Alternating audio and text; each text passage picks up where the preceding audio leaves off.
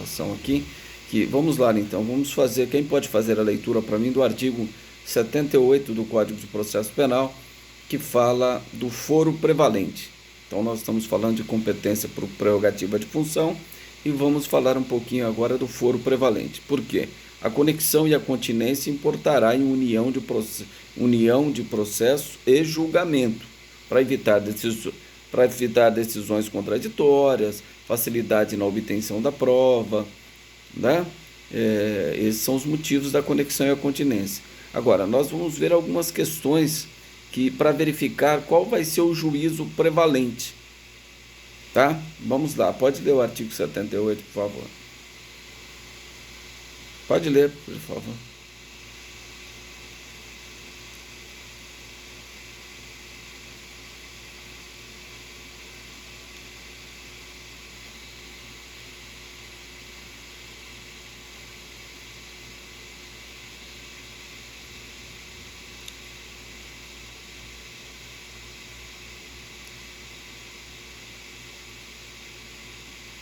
Então tá, o artigo 78. Entre a competência do crime comum e o crime de competência do tribunal do júri, ou seja, os crimes dolosos, tentados ou consumados contra a vida, prevalecerá a do júri. Então, lembram que eu falei para vocês, nos crimes, se o tribunal do júri poderia julgar um crime de estupro, poderia julgar um crime de tortura, poderia julgar um crime de ocultação de cadáver, um crime de porte ilegal de arma? É evidente que sim, desde que seja conexo. Então, entre a jurisdição do júri e a jurisdição de um crime comum, prevalecerá a do júri. Então, quem vai julgar lá o crime de homicídio conexo com o crime de porte ilegal de arma de fogo? Vai ser o tribunal do júri. Lá o tribunal do júri, o conselho de sentença, que vai julgar o crime contra a vida e o crime conexo com o crime contra a vida. Deu o exemplo do porte ilegal de arma, pode ser uma ocultação de cadáver, por exemplo. Certo? Então isso importará em unidade de processo e julgamento, pela conexão entre o tribunal do júri e o crime comum, né, de competência da justiça comum ou do juiz singular. A competência do júri vai atrair esse crime comum para ser julgado juntamente com o crime doloso, tentado ou consumado contra a vida. Tá bom? Agora, depois nós vamos fazer a leitura para complementar. Quando a jurisdição for da mesma categoria, vai prevalecer o local onde foi praticado a infração mais grave. Então, entre os crimes conexos ou em relação à continência, né, se for a mesma graduação, então o sujeito cometeu aqui um crime de furto aqui, em conexão com um crime de roubo lá em Sertãozinho.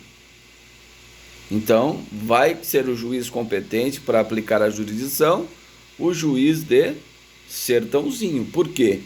Onde o crime tiver a pena de maior gravidade. Certo?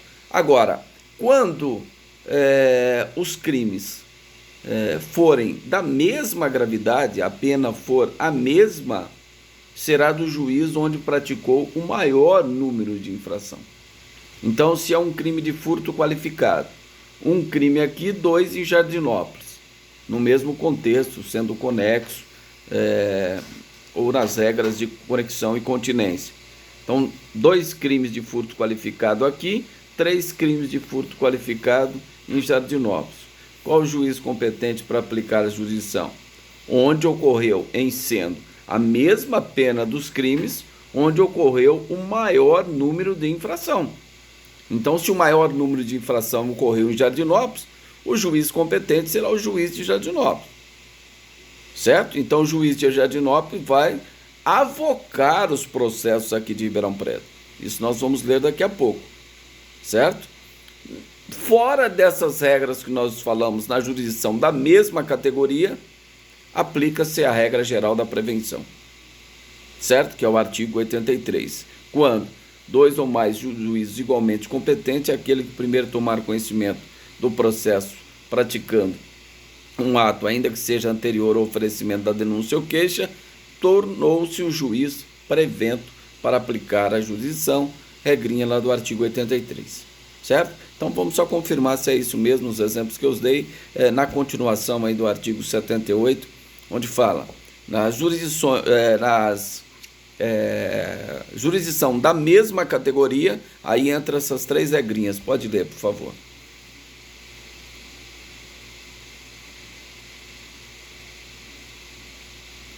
Ó, pena mais grave, lembra o exemplo? Furto aqui em Ribeirão Preto, roubo em Sertãozinho. Onde é a pena mais grave? Sertãozinho. Juiz competente, Sertãozinho e não Ribeirão Preto. Jurisdição da mesma categoria quando eu falar em conexão e continência. Certo? Agora, há um entendimento doutrinário, e eu acho até razoável esse entendimento, é o seguinte, olha, esta regra não poderia prevalecer dessa forma. Deveria ser observado o crime onde o procedimento for mais amplo, que o réu possa exercer mais a sua ampla defesa, a garantia constitucional, e não onde o crime é a pena mais grave. Então, onde o procedimento for mais amplo, os prazos para a defesa forem maiores, o processo, o prazo para a apresentação das alegações finais seria maior. Então, esse é um entendimento doutrinário que tem nesse assunto. Olha, não poderia ser essa regra da jurisdição de mesma categoria prevalecerá onde praticado o crime cuja pena é mais grave. E sim seria prevalecerá o juízo onde para aquele crime o procedimento for mais amplo, que você obedeceria então o mandamento constitucional, a garantia constitucional da ampla defesa, seria melhor observado. Então, só para constar que existe esse entendimento doutrinário, que é um entendimento interessante e bastante razoável nesse sentido, né? Onde o juiz, onde ocorreu aquele crime, cuja lei importa um procedimento mais amplo. Por quê? Pode ser um crime que está no Código Penal, normalmente, agora pode ser um outro crime também que esteja na parte, na lei especial. E pode ser que esse da lei especial não seja a pena mais grave, mas tenha um procedimento mais amplo em favor do réu. Então, esse juiz deveria ser o competente, e não onde ocorreu o crime cuja pena é de maior gravidade. Agora, se as penas são iguais, deveria prevalecer onde ocorreu o maior número de infração. É a segunda regrinha, pode fazer a leitura dela, por favor. Vamos lá.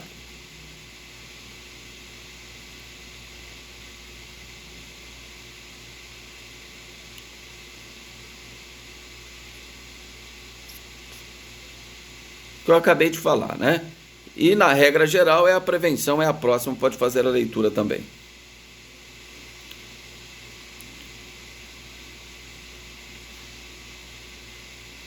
Tá? Em todos os demais casos é a regra geral. Então o legislador deu esse exemplo, com essa ressalva do entendimento doutrinário que eu acabei de falar para vocês. Todos os demais casos aplica a regra geral da prevenção. Certo? Então não importa. Importa que o primeiro juiz que tomar conhecimento do processo, praticando qualquer ato, determinando uma busca e apreensão, tomando conhecimento do auto de prisão em flagrante, determinando a prisão temporária, a prisão preventiva, o juiz que primeiro praticar o ato, ele estaria prevendo. Pois não.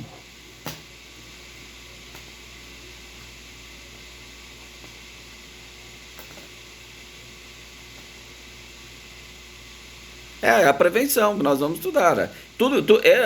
Essa definição que eu dei para vocês, quando dois ou mais juízes igualmente competentes, aquele que primeiro tomar conhecimento do processo, praticando um ato, ainda que seja anterior ao oferecimento da denúncia ou queixa, tornou-se prevento.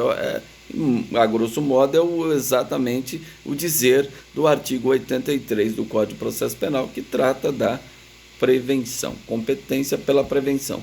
Nós já estudamos várias formas de fixação da prevenção. Lembra?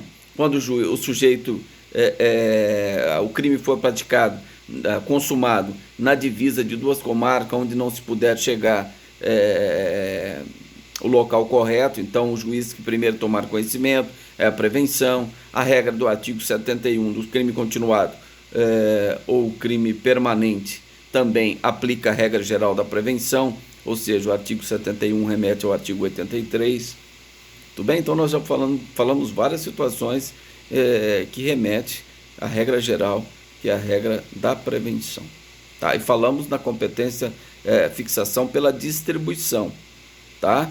Então, quando vai distribuir o inquérito, se o juiz já decretou a busca e apreensão antes do inquérito policial, ele se tornou prevento. Então, quando o delegado terminar de investigar o inquérito policial e fazendo um relatório concluindo o seu trabalho, ele vai mandar para o juiz competente. Mas espera aí, já tem um juiz prevento. Qual é o juiz prevento? É o juiz da vara criminal que determinou a busca e apreensão, porque ele já tomou conhecimento do feito, né? Então, ele passa a ser o juiz prevento.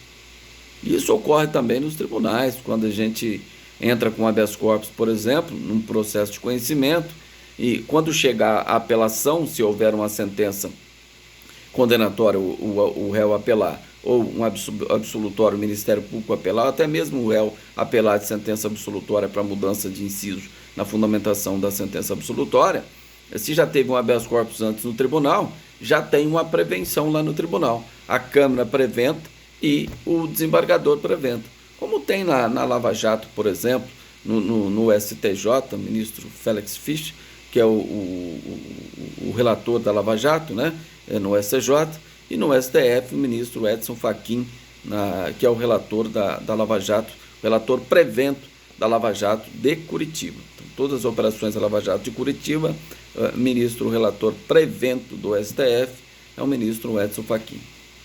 Certo? Porque ele já praticou algum ato relacionado àqueles processos da Lava Jato de Curitiba. Então, ele foi sorteado, praticou um ato, tomou conhecimento, então todos os demais, em consequência, serão distribuídos diretamente a ele pela prevenção, pela regra geral do artigo 83.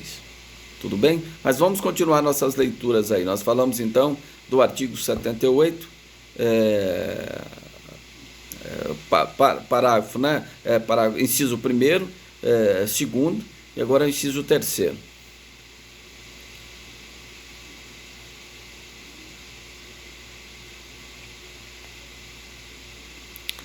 Essa questão não tem algumas discordâncias, mas só para vocês exemplificar, tomarem conhecimento, por exemplo, um juiz que comete um crime junto com o diretor de cartório. Então, os dois cometeram um crime. O diretor de cartório não tem prerrogativa de função, então ele vai ser julgado pelo Tribunal de Justiça, a Justiça de primeiro grau. Já o juiz de direito, ele tem competência pela prerrogativa de função. Quem vai julgar o juiz de direito estadual é o Tribunal de Justiça, nos termos do artigo 96, inciso 3º da Constituição Federal. Então, é o Tribunal de Justiça. Nesse caso, quem tem maior graduação? Nós temos duas jurisdições. Uma jurisdição de primeiro grau e uma jurisdição de segundo grau. Então, vai prevalecer aí no concurso essas duas jurisdições, vai prevalecer aquela de maior graduação. Então, nesse caso, o Tribunal de Justiça iria julgar também o diretor do cartório juntamente com o juiz. Por quê? Entre jurisdição de diversas categorias, vai prevalecer a jurisdição de maior graduação. De maior graduação. Tá? Então, o exemplo é esse que nós colocamos. Um diretor do cartório, que normalmente é julgado se comete um crime pela justiça de primeiro grau, seja comum, federal ou estadual, e o juiz de direito. O juiz de direito é competência ou prerrogativa de função, o Tribunal de Justiça ou o Tribunal Regional Federal, se for o juiz federal. Está no artigo 108, inciso 1º, letra A da Constituição Federal. Compete ao TRF julgar juízes federais. Certo? Então, nesse caso, vai prevalecer a jurisdição de maior graduação. No caso, daquele que tem a competência prerrogativa de função, o Tribunal de Justiça ou o Tribunal Regional Federal. Seu exemplo passado para a área federal. Tudo bem? Tranquilo? Quem tiver alguma pergunta pode fazer. Quem tiver alguma dúvida, só abrir o microfone aí e fazer a pergunta. Tá bom? Então vamos aí me auxiliar na leitura aí que a gente ganha tempo. Vamos continuar lendo aí, mas tem mais um inciso aí, né? Pois não.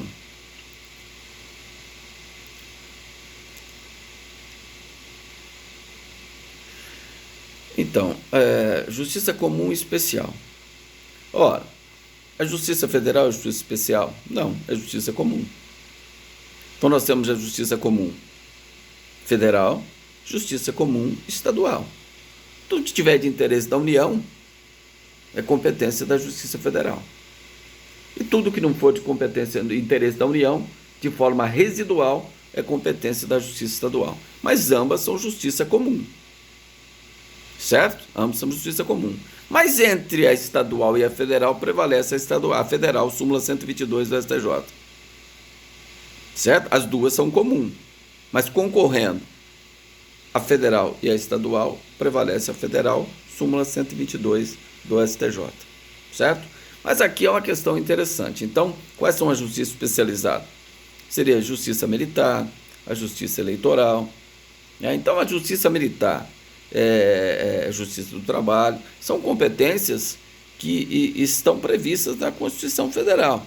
Então, pela regra, se o sujeito comete um crime militar junto com o crime comum, né, um policial, por exemplo, pratica um crime comum e um crime militar. Aí nós vamos falar no caso de separação obrigatória. Nesse caso, separa, porque ambas são competências constitucionais. Então, a justiça militar vai julgar o crime militar, a justiça comum vai julgar o crime comum. Certo? Quanto a isso, não tem problema. A justiça eleitoral também, esse era um entendimento. Por quê? A justiça eleitoral, a sua previsão está lá no artigo 121, caput da Constituição Federal. E nós temos o Código Eleitoral que fala dos crimes eleitorais. Certo? E nós temos o Código Penal que fala dos crimes comuns e a lei especial. Então aqui está dizendo, entre a especial e a comum prevalece a especial. Então o grande problema que nós enfrentamos foi essa questão da justiça eleitoral. Por quê? É um entendimento que prevalecia, e bem razoável esse entendimento, que como as duas competências, tanto da justiça comum, são competências constitucionais, estão previstas na Constituição Federal, então necessariamente haveria a separação de processo. A justiça comum julgava o crime comum, ainda conexo com o crime eleitoral, e a justiça eleitoral julgava o crime eleitoral. Perfeito, até então esse era o entendimento que se tinha em relação a esse dispositivo. Ou seja, ele não teria aplicabilidade em relação à justiça eleitoral. A justiça eleitoral julgava só o crime eleitoral. Então, o crime conexo com o crime eleitoral, a justiça comum julgava o dela e a justiça especializada eleitoral julgava o crime eleitoral. O que ocorreu foi que no ano passado, o STJ, nessa questão do Caixa 2, da Lava Jato, aí em relação ao crime de lavagem, corrupção, o que o STF entendeu? Realmente aplicar esse dispositivo. Entre a especial e a comum prevalece a especial. Ou seja, mandaram tudo para a eleitoral, julgar crime de corrupção, todos os crimes que foram praticados conexos com o crime eleitoral. Então lá tem um Caixa 2 lá que é crime eleitoral, mas o sujeito praticou também corrupção, lavagem de dinheiro. É conexo com a justiça eleitoral? Então vai ser de competência da justiça eleitoral. Esse foi o entendimento do ano passado do Supremo Tribunal Federal. Aí houve até um grande questionamento, né? Não, mas a Justiça Federal não está aparelhada para proceder o julgamento desses crimes comuns, então vai ser uma impunidade. Então houve toda essa discussão. A Justiça Eleitoral falou, não, nós estamos preparados sim para julgar os crimes eleitorais e os conexos com os crimes eleitorais. Então, mas chega a um ponto tão crítico essa interpretação, se você pensar assim, o sujeito que pratica um crime de homicídio, conexo com o crime eleitoral, o crime do júri é jurisdição comum também. E o crime eleitoral é especial. Então, pela regra que prevalece a especial, se o sujeito cometeu um homicídio conexo com o crime eleitoral, Quem iria julgar esse homicídio seria o tribunal do júri, como presidente o juiz eleitoral, lá na justiça eleitoral. Ia ter que ter, tem que ter os jurados lá, que uma lista de jurados feito pela justiça eleitoral, um júri, quem ia presidir, o juiz togado eleitoral. Por quê? Entre a justiça especial e a comum prevalece a especial, que é o entendimento do Supremo Tribunal Federal do ano passado, mas o entendimento que tinha é, olha, se é um crime eleitoral, um homicídio, por exemplo, conexo com um crime eleitoral, separação obrigatória, porque existe a competência do júri, que é competência constitucional, e existe a competência da Justiça Eleitoral, no artigo 121 da Constituição Federal, que é também competência constitucional. Então, se ambas estão previstas na Constituição Federal, então é necessário que faça a cisão. A Justiça Eleitoral julgará o seu, a Justiça Comum julgará o seu. Mas não foi esse o entendimento dado pelo Supremo Tribunal Federal. Para o Supremo Tribunal Federal, né, que não teve divergências, é lógico, mas prevaleceu o colegiado de forma majoritária que crime eleitoral conexo com outros crimes de jurisdição comum, a Justiça Eleitoral que vai proceder o julgamento. Tá certo? Então isso aí já está decidido pelo Supremo Tribunal Federal nesse sentido. Muito estranho quando a gente pensa, por exemplo, no homicídio. Muito estranho. Tá? Mas esse foi o entendimento do Supremo Tribunal Federal. Não é comum, né, um homicídio conexo com um crime eleitoral. Mas e se ocorrer? Onde vai realizar o júri, então? É pela Justiça Eleitoral. Quem vai presidir o julgamento pelo júri é a Justiça Eleitoral, porque o homicídio é conexo com um crime eleitoral. Olha que complicação que deu aí, nesse entendimento, quando a gente pensa num homicídio. Agora, na corrupção, lavagem de dinheiro, tudo bem. É o juiz eleitoral que vai julgar. Né? Normal, o juiz togado. Tá? Depois pode ter recurso para o Tribunal Regional Federal, Tribunal Superior Eleitoral. Certo? Tudo bem? Então esse é o entendimento do Supremo Tribunal Federal nesse aspecto. Vamos lá, continuando então. Quem está me auxiliando aí, pode ler aí para a gente, por favor. E eu vou explicando os artigos, é assim que nós temos conduzido, porque não dá.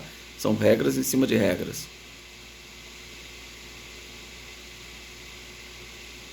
Pode fazer a leitura aí para a gente. É o Sandro, né, que está lendo, mas quem identificar aí pode fazer a leitura aí. Terminamos esse artigo 79, né? Pois não, pode fazer a leitura, por favor.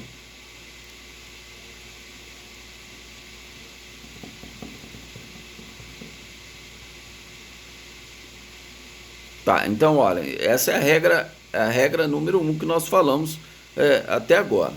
A conexão e a continência importarão em unidade de processo e julgamento, justamente com aquele fundamento: evitar decisões contraditórias, maior facilidade na obtenção da prova e economia processual. Esses são os argumentos que fez o legislador afirmar que a conexão e a continência importarão em unidade de processo e julgamento, salvo.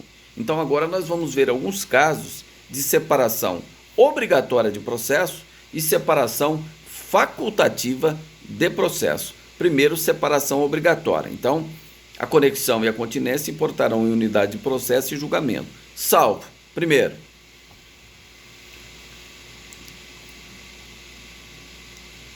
então no concurso entre a jurisdição comum e a militar, vai existir aí uma cisão. A justiça militar vai julgar o crime militar, ou seja, é aquele crime que está previsto no Código Penal Militar, que é o chamado crime militar próprio. Existe o crime militar impróprio, é aquele que não está previsto no Código Penal Militar, mas por equiparação ele responde por conduta tipificada no Código Penal. Então, por equiparação, é o que nós chamamos de crimes militares impróprios. Tá? Então, nesse caso, há uma separação obrigatória. O sujeito cometeu uma insubordinação e um abuso de autoridade. Abuso de autoridade é a justiça comum, que vai julgar. o policial militar que comete um crime de abuso de autoridade, né? E o crime de insubordinação é um crime propriamente militar. Então, quem vai julgar é a Justiça Militar. Nesse caso, é feita uma cisão. É lá na Justiça Militar. Nós temos o juiz togados, que preside as auditorias militares. Nós temos os tribunais regionais militares. Também. Tá? Tribunais de Justiça Militar, aliás. Tudo bem? Vamos lá. O que mais? O que mais que separa? Obrigatoriamente. Falamos aí da Justiça Comum e a Justiça Militar.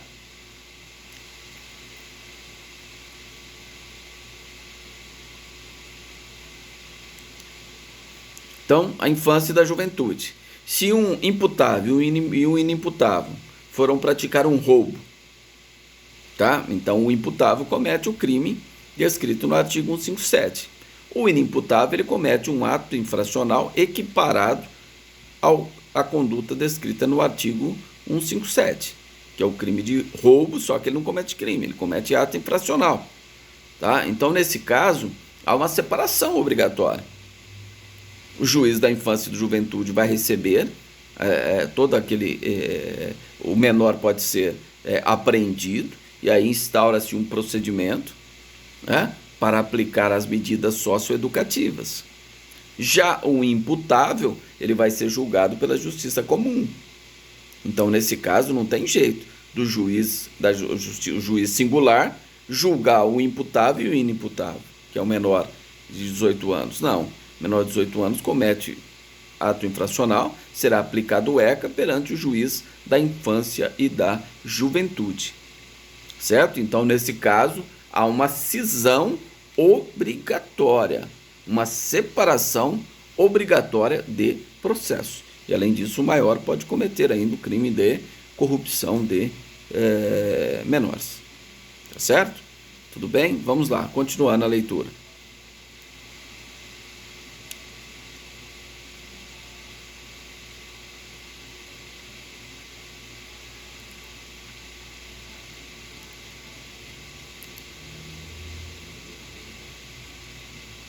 Então, aqui, nesse caso, então, conexão e continência importará em unidade de processo e julgamento. Salvo se um daqueles réus do processo, por exemplo, ele sobrevier a uma doença mental. Então, contra ele, o processo ficará suspenso enquanto perdurar a incapacidade. É isso que irá instaurar um incidente de insanidade mental nos termos do artigo 152 do Código de Processo Penal. Então, contra ele ficará suspenso enquanto perdurar a incapacidade. Os demais seguirão o processo. Então, nesse caso, é uma separação obrigatória de processo. Vai cindir o processo. Conexão e continência importarão em unidade de processo e julgamento, salvo se sobrevier a hipótese do artigo 152.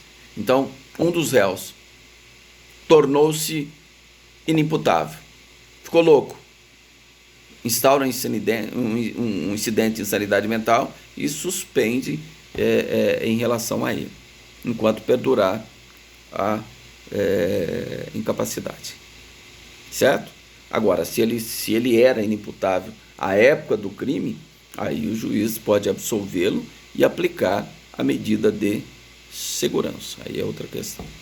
Tudo bem? Continuando.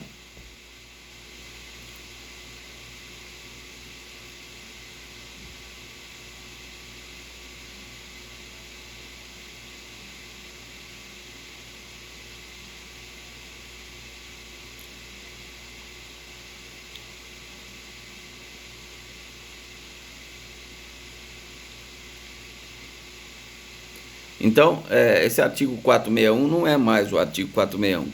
Essa é a redação. É correto. Tudo bem, é correto. O que acontece? Esse artigo 461, ele está equivocadamente disciplinado aí. Agora, por quê? Essa é a redação original antes da reforma de 2008. Então, em 2008, houve uma reforma no todo o procedimento do júri. Então já não bate mais, porque essa aí é a redação original que nós estamos lendo. Só que ele não foi atualizado com a reforma de 2008 do processamento do júri, que está no próprio Código de Processo Penal. Então, se você lá for no artigo 469, parágrafo 1º, você vai identificar essa hipótese. Então, se tem um corréu que não pode ser julgado à revelia, num crime de homicídio que não tem advogado constituído, crime na festa, vai ser decretada a revelia nos termos do artigo 366, suspendendo o lapso prescricional. E se ele não pode julgar a revelia, então vai suspender o processo em relação a ele e vai julgar em relação aos outros. Então, nesse caso, há uma separação obrigatória de processo, não é? Separação obrigatória. Olha, esse aqui não pode ser julgado à revelia, então suspende o processo nos termos do artigo 366, suspendendo a prescrição também. Agora, é aqueles outros, o processo continua. Então, nesse caso, é uma separação obrigatória. Ah, mas não é continência e conexão, não importa em unidade de processo e julgamento? Exceto isso que nós estamos explicando agora. Todas essa situação. Justiça militar com justiça comum separa, justiça comum e juizado de menor separa, né? Se o sujeito tornou-se inimputável no decorrer do processo, separa nos termos do artigo 152. E agora, mais um exemplo de separação obrigatória. Quando houver corréu foragido que não possa ser julgado à revelia, decreta-se o 366, suspende a prescrição. E essa outra hipótese, que aí está falando do 461, que não é mais o 461, e sim o 469, pois não.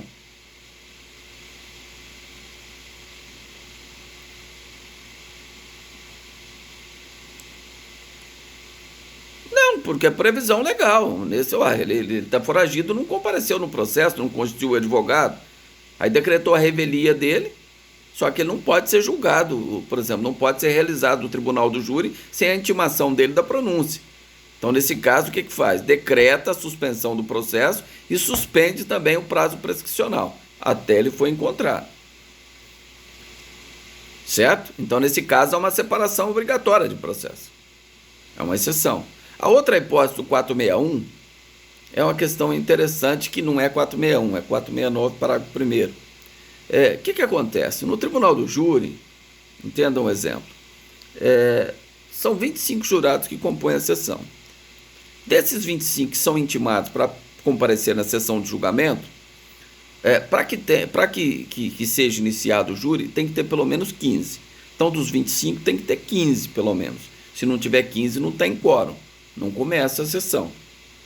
Tá? Então, começou a sessão com 15. Começa lá, então, o sorteio. Certo?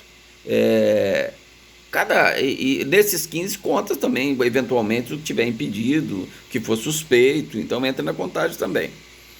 Se, em decorrência das recusas da defesa e da acusação, a defesa e a acusação podem recusar até 3 jurados de forma imotivada.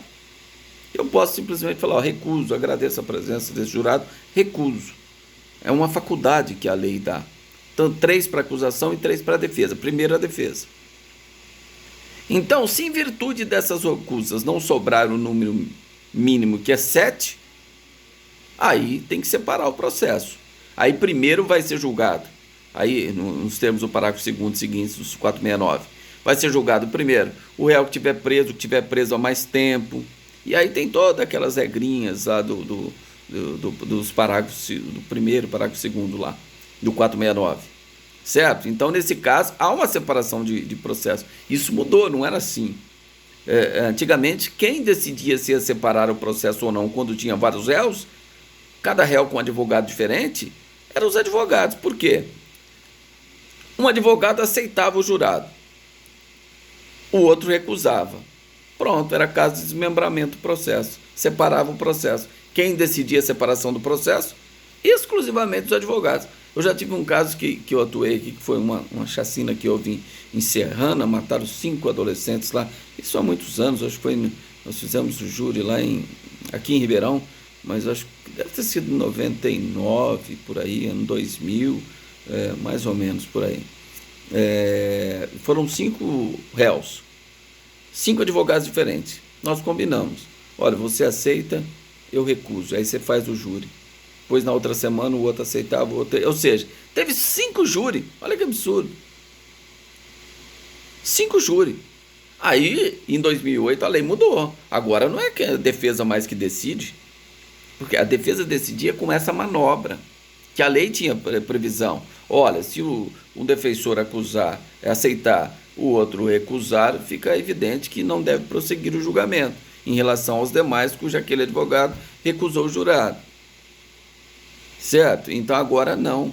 Agora só vai separar se, em virtude das recusas da acusação e da defesa, não sobrar 7 jurados. Sobrou 7 jurados, instaura a sessão, começa o julgamento. Certo? Então esse é o antigo 461, que a lei fala aí de separação obrigatória.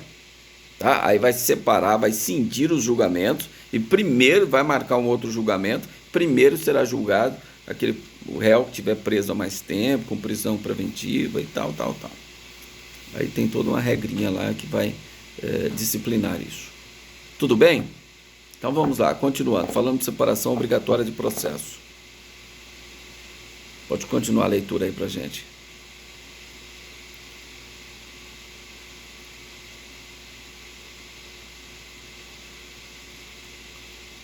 Pois não. Pode ler.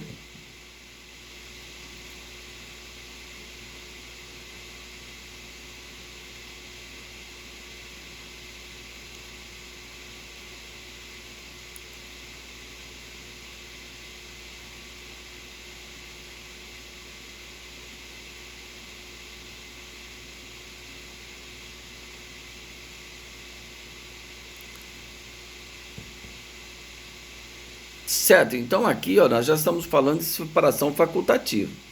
Não é obrigatória mais. Aqui pode ser mediante requerimento das partes ou de ofício pelo próprio juiz.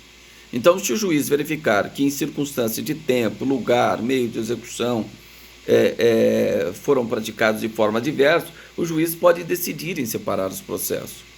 Ou, quando há uma quantidade muito grande de réus, imagine, por exemplo, essas operações do GAECO aí que tem investigação. Eu atuei numa operação Game Over, que foi no jogo, aquelas maquininhas de caça-níquel, onde foi preso um ônibus cheio de gente. Deu umas 50 pessoas. Então o Ministério Público já ofereceu denúncia sugerindo a separação de processo. Então foi separado por cada cabeça lá daquela organização criminosa, era formado por 5. Então cada processo tinha 5 réus. Porque imagine esses 50 réus num processo só. O processo não terminaria nunca. Aí você põe 150 réus. Aliás, 50 réus. Com, por exemplo, 15 testemunhas da acusação. E cada um podendo arrolar 8. A defesa pode arrolar até 8 testemunhas. 50 vezes 8, 400. 400 testemunhas de defesa. Esse processo não ia terminar nunca. Imagina, um advogado constituído, outro advogado nomeado, o advogado nomeado não apresenta, tem que intimar o réu para constituir outro advogado, sob pena de ser ele nomeado. Esse processo é sem fim. Então, nesse caso, imagine o sujeito preso, o juiz visando para evitar prolongamento, né, da prisão provisória, da prisão preventiva, ele pode determinar a cisão, a separação do processo. Ele pode fazê-lo de ofício ou as próprias partes podem requerer. Nesse caso, o Ministério Público já ofereceu a denúncia por lote de 5 réus. Cada 5 réus ele oferecia uma denúncia que pertencia àquela mesma organização criminosa. Mas aí deu um nome para esse grupo, ele dava um nome diferente. Certo? Então isso pode acontecer, né, para evitar prisões, demora na prisão, ou seja, prolongar a prisão preventiva.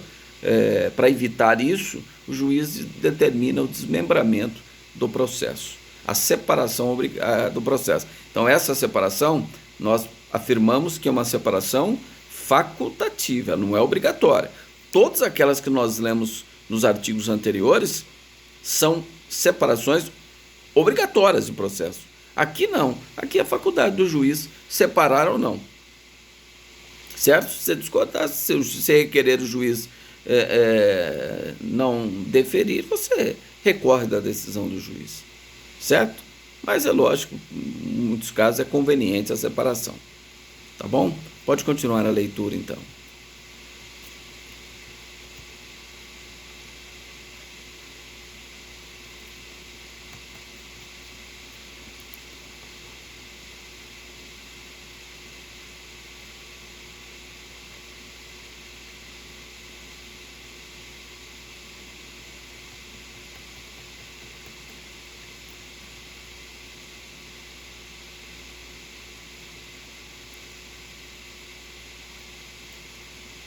Tá, presta atenção no exemplo, vocês vão entender o exemplo. Assim, a literalidade do artigo talvez vocês não entendam muito bem. Vamos lá. Vamos imaginar o seguinte: primeira vara do júri de Ribeirão Preto. Chegou o processo lá porque era um crime contra a vida, doloso, tentado ou consumado. Certo? Então chegou lá, um homicídio doloso. Juntamente com o crime de furto. Então chegou um homicídio junto com o crime de furto, conexo. Furto conexo com o crime de homicídio. Então por que o furto foi para lá? Porque ele é conexo. Então foi tudo lá para a primeira vara. Naquela fase, primeira fase de admissibilidade da acusação, porque os crimes do júri têm duas fases, a admissibilidade da acusação e a fase de julgamento pelo conselho de sentença. Nesta primeira fase de admissibilidade da acusação, o juiz absolve porque tem uma causa manifesta ali, 10 testemunhas afirmaram que o sujeito agiu em legítima defesa. Então o que ele vai fazer nessa fase? Absolver sumariamente o réu. Mas e aí o crime de furto? Ele vai julgar o crime de furto? Não. Ele vai mandar o crime de furto para o juiz competente. Qual que é o juiz competente? O juiz singular. Vai ser distribuído em um dos juízes singulares. Então, em Ribeirão Preto, nós temos 5 juízes singulares. Primeira, segunda, terceira, quarta, quinta vara criminal. Certo? Ou se ele desclassificar. Se ele entender, olha, isso aqui não é homicídio doloso. Isso aqui é homicídio culposo. Eu não sou competente da primeira vara do júri para julgar homicídio culposo. Então, consequentemente, eu vou mandar para o juiz singular. Vai mandar esse homicídio que foi desclassificado juntamente com o crime de furto. Então, é exatamente isso o artigo que você acabou de ler. Certo? Então, chegando até o juiz, aquele crime atraído pela competência do tribunal do júri. Se o juiz desclassificar ou absolver sumariamente para um crime que não é de sua competência, ele remeterá o conexo junto com o crime para o juiz singular. Certo? Tudo bem? Entenderam essa questão, né? Então, se houver a desclassificação, aí ele fala, não, eu não sou mais competente para julgar isso aqui, ou eu absolvi sumariamente. Mas e o crime conexo? Quem vai julgar? Ele que vai julgar? Não. Ele vai mandar para um juiz competente, um juiz singular. Certo? Esse é o exemplo idêntico com o artigo que nós acabamos de fazer a leitura. Certo? Então vamos lá, continuando.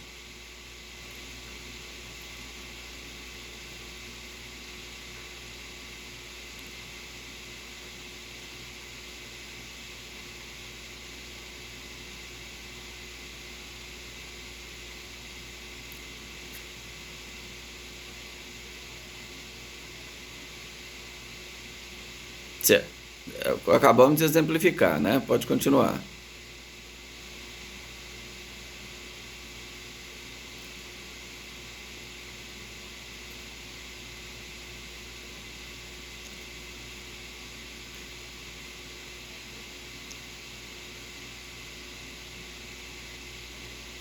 Prevalente.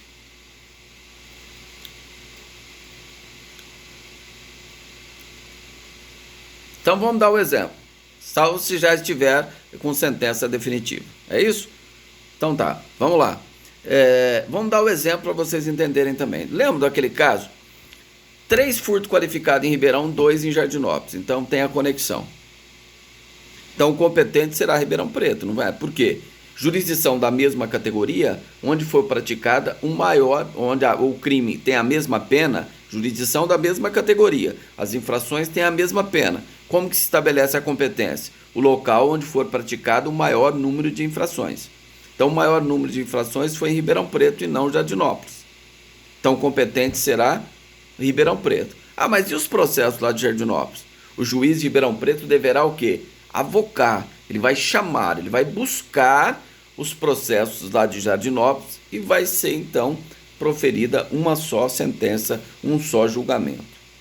Salvo quando lá em Jardinópolis já tiver decisão, sentença definitiva no processo. Aí não tem razão o juiz de Ribeirão Preto avocar. Ele vai avocar para quê? Isso depois será feita lá na execução penal, terá sentido uma unificação de penas lá na sede de execução penal. Mas nesse momento, se o juiz de Ribeirão Preto, 3 furtos qualificados, e os 2 lá de Jardinópolis já tiver sentença, o juiz de Ribeirão Preto não vai avocar mais os de Jardinópolis, porque não teria sentido, né? Ele vai qual que é o sentido se lá já tem sentença e o objetivo é evitar decisões contraditórias? Então, se lá já tem sentença, ele não vai avocar, a não ser só em fase de execução, onde esses processos serão todos unificados, ou seja, a sentença condenatória daqui de Ribeirão Preto, a sentença condenatória de Jardinópolis, será feita uma unificação de penas na execução penal. Aí é feita a unificação de penas. Tudo bem? Então vamos lá, vamos falar agora da prerrogativa de função. Também aqui vai entrar entendimento do Supremo Tribunal Federal. Prerrogativa de função significa o quê? Determinadas autoridades, não é prerrogativa, foro privilegiada, também conhecido. Não é que o sujeito tem um privilégio, a questão é que, pela importância da função que ele exerce, né, a Constituição ou o dispositivo de natureza infraconstitucional, as constituições estaduais, entendeu que aquela pessoa deve ser julgada por uma autoridade X. Né? Então, por exemplo, um juiz de direito, não é pela pessoa do juiz, mas pela importância do cargo que ele exerce, ele só vai poder ser julgado pelo Tribunal de Justiça ou pelo Tribunal Regional Federal, se for um juiz federal. Se é um prefeito municipal, pela importância do cargo de prefeito municipal, da função exercida, a lei, né, a Constituição, aliás, artigo 29, inciso 10º da Constituição Federal, diz que o quê? Compete o julgamento do prefeito do Tribunal de Justiça. Lembra da Darcy Vera? Inicialmente ela estava sendo julgada por quem? Tribunal de Justiça. Aí ela terminou o mandato dela, o processo veio para a Justiça de primeiro grau. Mas ela estava sendo julgada pelo Tribunal de Justiça. Por quê? Porque ela tinha prerrogativa de função. O juiz tem prerrogativa de função? Tem. O Ministério Público tem prerrogativa de função? Tem. Deputados têm prerrogativa de função? Deputados federais e senadores. Prerrogativa de função. Quem vai julgá-los? Aí eu vou explicar um detalhe daqui a pouco, mas pela Constituição, quem vai julgá-los é o Supremo Tribunal Federal. Pela importância da função que exerce, a Constituição diz que quem julga é o Tribunal Supremo Tribunal Federal. Tá certo? Então, essa competência é a competência constitucional. Está lá no artigo 102, inciso 1, letra A, B e C da Constituição Federal, quando eu falo competência do Supremo Tribunal Federal. Compete ao Supremo Tribunal Federal julgar, letra A, B e C, no inciso 1º. Do STJ, inciso 1º do artigo 105, letra A e B. Né? Tribunal Regional Federal, artigo 108, inciso 1, letra A da Constituição Federal. Compete aos tribunais de justiça julgar, artigo 96, 3 da Constituição, juiz de direito. Um exemplo, juiz de direito, entre outros, juiz de direito. Então, isso é prerrogativa de função. Né? Então, de acordo, a lei de organização judiciária também pode tratar, a lei federal pode invocar esse foro privilegiado. A própria Constituição estadual pode indicar o foro privilegiado. Por exemplo, o governador, competência do Superior Tribunal de Justiça. Compete privativamente ao Superior Tribunal de Justiça julgar o governador? Certo? Em crime comum. Tá certo? Tudo bem? Agora, qual foi o entendimento do Supremo Tribunal Federal em relação à prerrogativa de função? Em primeiro lugar, tenho que deixar claro que esse entendimento do Supremo Tribunal Federal em relação à prerrogativa de função só decidiram em relação a deputado e senador. Não decidiram em relação às demais autoridades do Poder Judiciário, do Ministério Público, do prefeito, não mudou nada. O entendimento que mudou é só em relação a deputados e senadores. O que mudou? O Supremo entendeu que ele só terá prerrogativa de função, por exemplo, um deputado ou um senador, que cometeu um crime, e esse crime está relacionado ao exercício do mandato. Então, corrupção está relacionada à função pública? Sim. Então, quem vai julgar?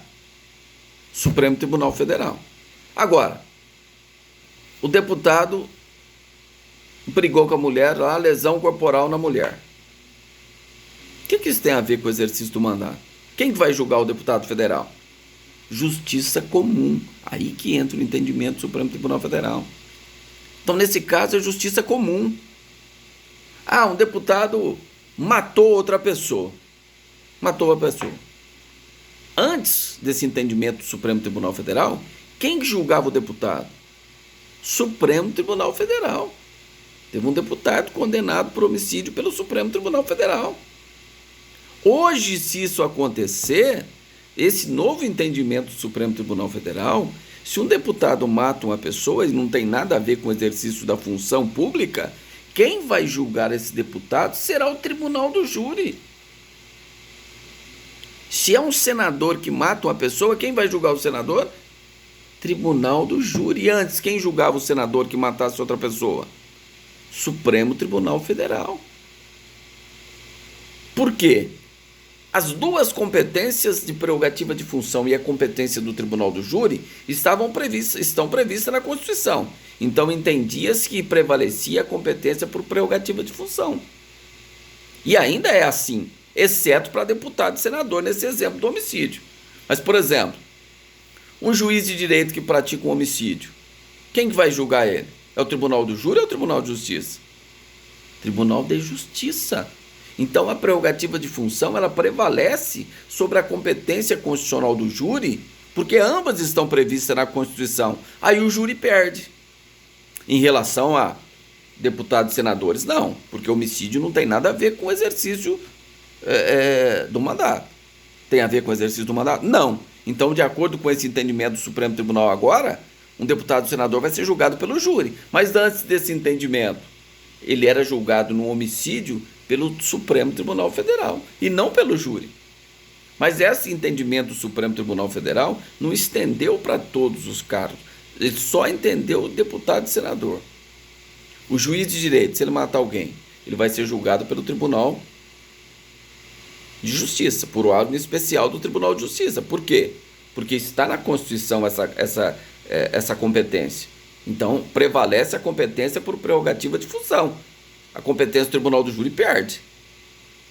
Por quê? Ambas estão previstas na Constituição Federal. Se o promotor matar uma pessoa, quem vai julgar ele?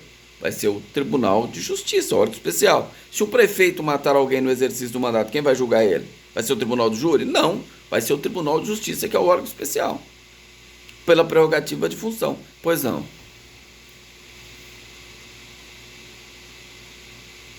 Deputado estadual está prevista a prerrogativa de função dele na Constituição Estadual. Aí que tá, olha que interessante, nós vamos ler uma súmula do Supremo Tribunal que fala o seguinte: se a prerrogativa de função, por exemplo, um deputado estadual que mata uma pessoa, se a Constituição fala que ele tem prerrogativa de função, o Tribunal de Justiça para julgar ele, se ele comete um crime de homicídio, quem vai julgar ele? O Tribunal de Justiça ou o Tribunal do Júri? Nesse caso, Tribunal do Júri, sabe por quê? Porque a prerrogativa de função dele está prevista na Constituição Estadual, não está prevista na Constituição Federal. Então, a prerrogativa de função, ela só subsiste em relação ao júri se ela tiver prevista na Constituição Federal. Se ela tiver prevista em lei federal, em Constituição estadual, ele vai ser julgado pelo júri, mesmo tendo prerrogativa de função do Tribunal de Justiça. Agora, se essa competência tiver, essa prerrogativa de função estiver prevista na Constituição Federal, do juiz está previsto na Constituição Federal, do promotor está previsto na Constituição Federal, do prefeito está previsto na Constituição Federal, certo? Serão julgados todos pelo órgão especial do Tribunal de Justiça. Ficou um contrassenso, porque esse entendimento do Supremo Tribunal Federal tinha que ser ou tudo ou nada. Então, o que acontece? Um juiz que tem prerrogativa de função mata alguém, ele vai ser julgado pelo júri? Não. Por quê? A competência está prevista do júri, está prevista na Constituição Federal, e a do juiz para ser